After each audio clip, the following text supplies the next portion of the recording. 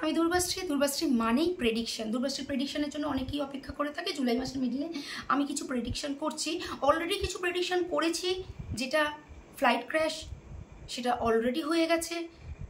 একটা নয়, একাধিক হয়েছে, একটি তো বৃহৎ আকৃতিতে হয়েছে এবং সেটা সময়ও আমি বলেছিলাম। আমি প্রেডিকশন করার প্রায় 72 ঘন্টার মধ্যেই অ্যাক্সিডেন্টটি হয়েছে।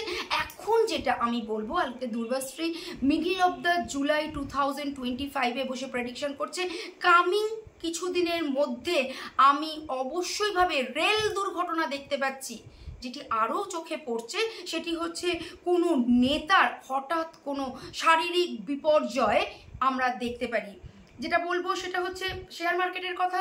মেটাল স্টকে ইনভেস্ট করো, বেনিফিট পাবে। শেয়ার মার্কেট এই মাসে, আগামী মাস মানে আগামী সেপ্টেম্বরের মধ্যে অল টাইম হাই মারবে অবশ্যইভাবে। তবে আবার খুব বুঝে ইনভেস্ট করবে, আবার খুব বাজেভাবে নিচে ক্র্যাশ করবে, বাট অল টাইম হাইটা অবশ্যই মারবে।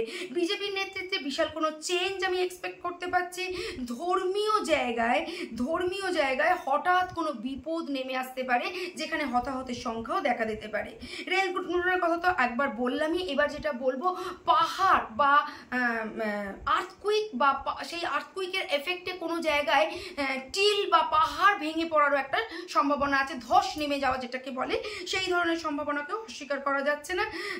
এবার যেটা বলবো সেটা হচ্ছে গোল্ডের দাম তো বেড়েই আছে, আরও কিছুটা বাড়তে পারে। তবে রূপোর দাম কিন্তু হু করে বেড়ে যাবে, এই সম্ভাবনা দেখা যাচ্ছে। শেয়ার মার্কেট নিয়ে বিশদ আলোচনা অবশ্যই করবো। প্রত্যেকটা জায়গায় আমি ছোঁয়া দিয়ে গেলাম, আরও কিছু আলোচনা বিশদভাবে অবশ্যই করব। প্রেডিকশন শুনতে থাকবে, সকলকে জানাতে থাকবে এবং মিলল বা মিলল না সেটা আমাকে জানাবে শেয়ার করে।